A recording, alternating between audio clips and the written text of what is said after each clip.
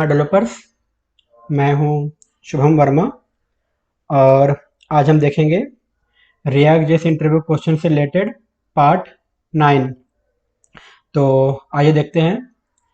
Video start करने से पहले अगर आपने हमारी पिछली सीरीज जो कि पीएचपी माइस्क्वेल या फिर जावास्क्रिप्ट की है, अगर आपने नहीं देखा है तो ज़रूर देख लें। जो कि प्लेलिस्ट की लिंक होगी जो भी मैं नीचे दे दूंगा डिस्क्रिप्शन में। और साथ ही साथ जो हमारी वेबसाइट है programmingpath.in, आप वहाँ पे भी जाकर के चेक कर सकते हैं।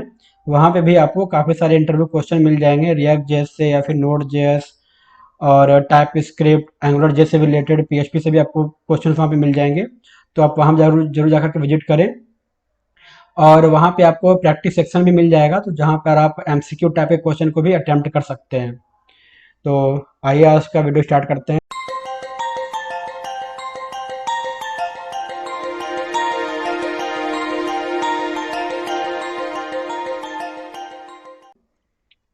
तो हमारा पहला क्वेश्चन है, व्हाट इज रिडक्स।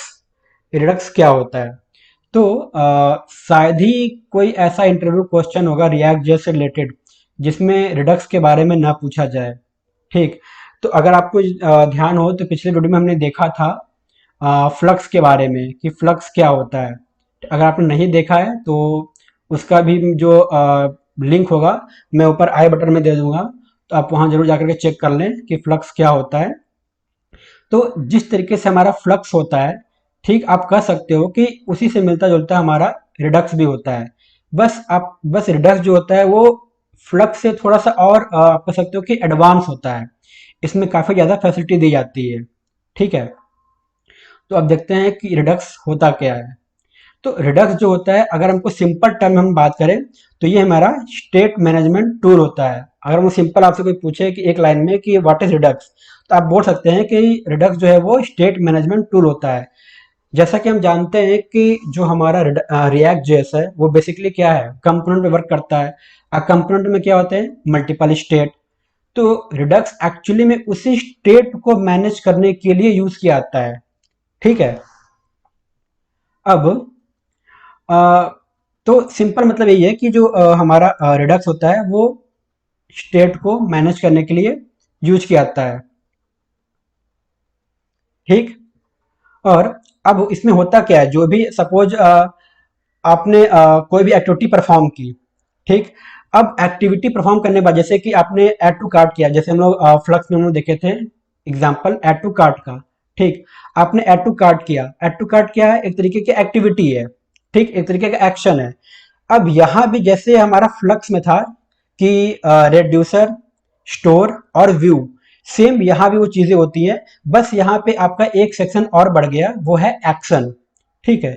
यहाँ पे एक्शन बढ़ गया।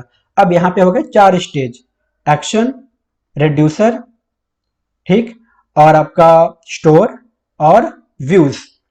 ठीक है। इन 4 चीजों से मिलकर के हमारा बनता है रिडक्स। तो सिंपल यहां भी वही चीज है। अगर किसी यूजर ने कोई बटन को क्लिक किया, इसका मतलब वो क्या हो रहा है, वो कोई एक्टिविटी परफॉर्म कर रहा है, मतलब वो एक एक्शन हो गया। ठीक। वो एक्शन क्या होता है, वो हमारा रेड्यूसर के थ्रू वो चला आता है हमारे स्टोर में। ठीक है। अब स्टोर में क्या होता है, जिस तरीके से वहां पे हमने देखा था फ्लक्स में कि स्टोर क्या है, हमारा एक तरीके से मॉडल है जहां पे आपकी सारी बिजनेस लॉजिक लिखी हुई है। ठीक।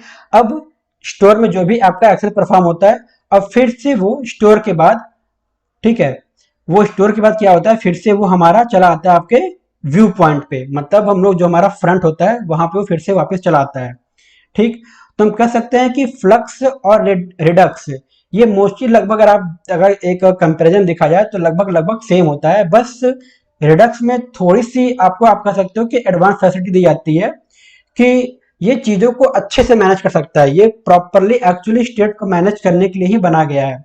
और ये ऐसा नहीं है कि रिडक्स केवल रिएक्ट के लिए यूज होता है। रिएक्ट जो भी मेरी फ्रंट एंड एप्लीकेशन होते हैं, जैसे कि आपने एंगुलर एंगुलर जान के बारे में जानते होंगे। ठीक। तो एंगुलर में भी रिडक्स का यूज होता है। ठीक है। अब अगला क्वेश्चन देखते हैं, व्हेन टू यूज रिडक्स। ठीक। रिडक्स को कब यूज करना चाहिए? तो एक्चुअली ये डिपेंड आप पे करता है कि आपको रिडक्स यूज करना है या नहीं करना है। ये एक्चुअली ये डिपेंड करता है आपके प्रोजेक्ट पे कि आपका प्रोजेक्ट किस टाइप का है। ठीक। और अगर आप कंफ्यूजन है कि क्या मुझे रिडक्स यूज करना चाहिए अपने प्रोजेक्ट में या फिर नहीं करना चाहिए, तो इसका सिंपल सा आंसर है, आपको रिडक्स यूज नहीं करना चाहिए। क्योंकि रिडक्स एक्चुअली क्या है ना, ये स्टेट मैनेजमेंट टूल होता है। ठीक।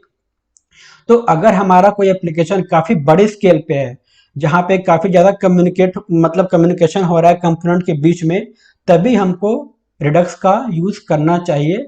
लेकिन अगर आपके दिमाग में थोड़ा सा भी कंफ्यूजन है कि मैं रिडक्स के साथ जाऊं या ना जाऊं, तो उस केस में सिंपल सा एग्जांपल है कि आपको रिडक्स के साथ नहीं जाना चाहिए। ठीक है, आपको सिंपल रिडक्स के साथ नहीं जाना चाहिए। ठीक है। अब इसके कुछ पॉइंट्स भी होते हैं, ये हम देख लें कि आखिर हम रिडक्स का यूज कब करेंगे। ठीक है। तो अगर हमारे पास मल्टीपल कंपोनेंट्स है, जैसे कि हम लोग जानते हैं कि कंपोनेंट बेस होता है हमारा रिएक्ट। तो अगर हमारा जो कंपोनेंट है मल्टीपल कंपोनेंट है, और वो एक दूसरे से क्या हो रहा है कि वो एक ही जो मेरा स्टेट है, हमारा रिएक्ट में क्या होता है, कंपोनेंट और स्टेट होता है।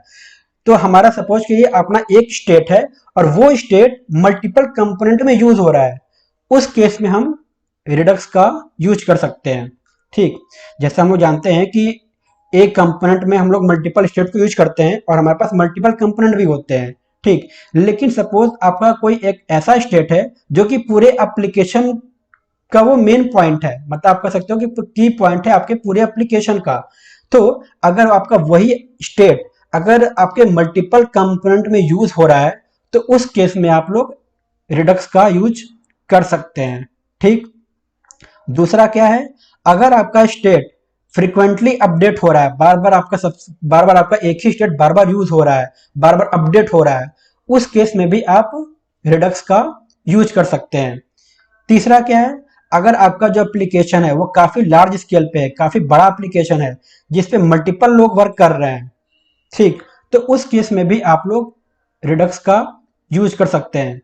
तो आपने यहाँ पे एक चीज नोटिस किया होगा कि लगभग आपको हर जगह आपको स्टेट देखने को मिल रहा है। ठीक है, स्टेट का यूज आपको काफी ज्यादा देखने को मिल रहा है। तो सिंपल है कि अगर आपका एप्लीकेशन जो कि मल्टीपल स्टेट, जो जहाँ पे आपको स्टेट को मैनेज करना पड़ रहा है काफी बड़े स्केल पे, तब आप जा सकते हैं रिडक्स के साथ। अदरवाइज अगर आपका कोई रिएक्ट एप्लीकेशन है जो कि काफी छोटा है, ज्यादा बड़ा एप्लीकेशन नहीं है, कुछ पेजेस क्या है, या फिर वहां पे ज्यादा स्टेट यूज नहीं हो रहा है, वहां पे ज्यादा कंपोनेंट यूज नहीं हो रहा है, या फिर ज्यादा कॉम्प्लिकेटेड नहीं है, उस केस में आपको रिडक्स यूज नहीं करना चाहिए। क्योंकि रिडक्स को एक्चुअल में मैनेज करना भी काफी ज्यादा टिपिकल होता है। ठीक। तो अगर आपका छोटा सा एप्लीकेशन है जहाँ पे ज़्यादा स्टेट का यूज़ नहीं हो रहा है, तो आप रिडक्स यूज ना करें। ठीक। अगला क्वेश्चन है, list down the components of Redux. ठीक। तो अब हम ये देखते हैं कि जो हमारा रिडक्स होता है उसे कितने कंपोनेंट्स होते हैं, कितने उसके स्टेज होते हैं। ठीक है। तो जो हमारा रिडक्स होता है उसमें 4 स्टेज होते हैं। पहला एक्शन, दूसरा रिड्यूसर, तीसरा स्टोर, और जो चौथा है वो व्यू। ठीक है। एक्शन क्या होता है, एक्शन जैसे कि वही हमने देखा ऐड टू कार्ट क्या है, हमारा एक तरीके की एक्टिविटी है। ठीक है। तो वो क्या हो गया, एक तरीके से आपका एक्शन हो गया। अब अगर इसको टेक्निकल टर्म में बोले तो एक्शन क्या है, हमारा एक तरीके से प्योर जावास्क्रिप्ट ऑब्जेक्ट है। ठीक है। ये हमारा क्या है, प्योर जावास्क्रिप्ट ऑब्जेक्ट, जो कि ये बताता है कि क्या एक्टिविटी हो रही है। ठीक है। ये बताता है कि एक्शन बताता है कि क्या एक्टिविटी हुई है। ठीक है। रेड्यूसर, रेड्यूसर ये बताता है हमको कि मेरा जो स्टेट है वो क्या कैसे चेंज हुआ। ठीक। और रेड्यूसर ही एक्चुअली क्या करता है, एक्शन से डेटा लेकर के स्टोर की तरफ ट्रांसफर करता है। ठीक है। अगर आपने कोई भी एक्शन परफॉर्म किया, तो आपने एक्शन परफॉर्म कर दिया, लेकिन वो स्टोर को कैसे मालूम पड़ेगा कि मेरा आ, क्या क्या यूजर ने एक्शन लिया है, क्या यूजर ने एक्टिविटी परफॉर्म की है। तो ये जो कम्युनिकेशन होता है वो मेरा रिड्यूसर ही करता है। ठीक है। तो रिड्यूसर ही बताता है कि क्या चेंज हुआ है, क्या कौन सा स्टेट चेंज हुआ है। स्टोर, अब स्टोर क्या होता है, स्टोर भी आप कह सकते हो कि ये हमारा एक तरीका स्टेट है या फिर एक तरीके का ऑब्जेक्ट है, जो कि पूरे एप्लीकेशन का एक ट्री होता है। मतलब आप कह सकते हो कि ये एक स्टोर, एक आप कह सकते हो कि एक ऐसा पॉइंट है जो कि आपके पूरे एप्लीकेशन की इंफॉर्मेशन को अपने पास स्टोर रखता है, अपने पास सेव रखता है। इसको आपके एप्लीकेशन के बारे में सब कुछ पता होता है कि आपके एप्लीकेशन में कितने, मतलब कौन सा आपका मेजर स्टेट है, कहाँ पे क्या एक्टिविटी यूजर परफॉर्म कर रहा है। तो ये सभी चीजें मतलब आप कह सकते हो कि स्टोर में ही सेव होता है। ठीक है। आखिरी पॉइंट होता है हमारा व्यू। व्यू एक नॉर्मल तरीके से ही होता है कि यूजर जो एक्टिविटी परफॉर्म करता है फ्रंट साइड में, जो ऐड टू कार्ट वो कर रहा है, ठीक है, वो क्या हो रहा है, व्यू से ही हो रहा है। और जो आपका स्टोर है, स्टोर में जो बिजनेस लॉजिक लिखी हुई है, तो ऐड टू कार्ट करने के बाद, ऐड टू कार्ट के बाद क्या हुआ, एक्शन परफॉर्म एक्चुअली हुआ डेटाबेस में, या फिर स्टोर एक्चुअली क्या बैकएंड में उसने अपने क्या एक्टिविटी परफॉर्म की, क्या ऑपरेशन परफॉर्म किए, क्या बिजनेस लॉजिक लिखा हुआ है, जो भी चीजें मतलब स्टोर में आपके हो रही हैं, अब उसका जो आउटपुट आता है वो हमारा व्यू में ही आता है। व्यू हमें बताता है कि यूजर ने क्या एक्शन लिया और उसका क्या आउटपुट हुआ। ठीक है, सिंपल ही होता है। अगला देखते हैं। After refreshing the page, Redux will keep data और लॉस डेटा। मतलब कि अब जैसा हम जानते हैं कि रिडक्स क्या होता है, हमारे डेटा को स्टोर रखता है। ठीक। अब एक क्वेश्चन यहाँ पे आ सकता है, इंटरव्यू क्वेश्चन, कि सपोज आपने कोई ऐड टू कार्ट बटन पे क्लिक किया, वो चला गया रिडक्स के पास, और स्टोर ने उसको क्या किया, अपने पास स्टोर कर लिया। अब इसी बीच आपने क्या किया, पेज को रिफ्रेश कर दिया। तो अब क्या, जो आपने ऐड टू कार्ट के समय जो डेटा आपने मतलब ऐड टू कार्ट किया था, या फिर जो भी आपने एक्शन परफॉर्म किया था, क्या वो डेटा वहां पे अभी भी रहेगा? अगर आपने वहां पे कोई डेटाबेस की एक्टिविटी परफॉर्म नहीं की, मतलब सिंपल, अभी हम लोग सिंपल बात करें रिडक्स का। ठीक। हम लोग यहाँ पे कोई डेटाबेस या फिर कोई कुकी या ऐसे कुछ भी बात नहीं कर रहे हैं।